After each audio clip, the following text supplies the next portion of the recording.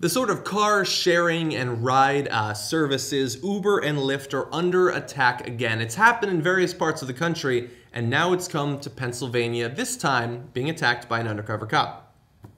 A compliance officer for the Pennsylvania Public Utility Commission issued 23 tickets to Lyft and Uber drivers for operating without state approval during just the past month.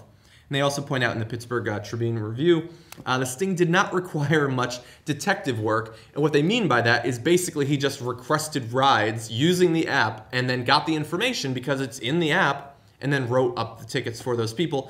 Now, these tickets cost, the fines that you get from them range from about $25 to $300. And depending on the discretion of a judge, there can be additional court costs. Now, look. Those fines by themselves are not massive. I certainly would hate to get a $300 ticket. I don't know what I would do. I've gotten tickets before, not that big, thankfully. But this is really indicative of a continuing struggle that, as I've said, we've seen in places like LA. I believe Portland and Seattle have also done this before.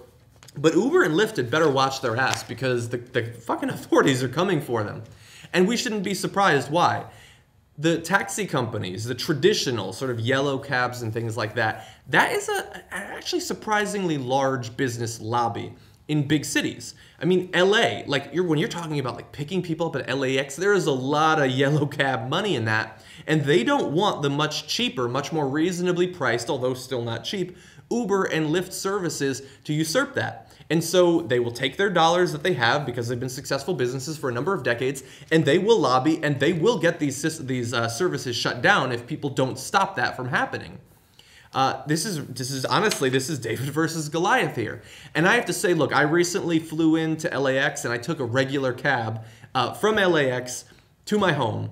I got picked up at the JetBlue terminal. If you've ever been at LAX, it's a big loop. And by the time I got through the loop, I had been charged $3. I went maybe 100 feet. And it struck me, I should have just walked to the other side and called the cab from there. I could have saved a few dollars, maybe gotten a coffee or something like that. And here's why I think Uber and Lyft make so much sense. And here is why I think the taxi companies want to shut them down. The way it works right now, you get into a cab, and the longer you stay in the cab, the more money you pay.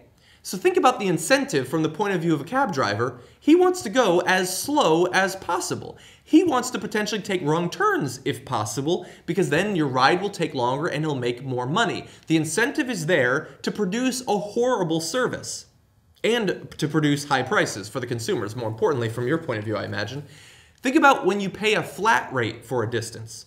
The incentive there, if you already know how much you're going to make as a taxi driver, is to get there as fast as possible, to take as direct a route as possible. The incentive in the case of a fixed cost is to be as efficient as possible and to produce the best service for your employees. So we're really looking at competing incentive structures here.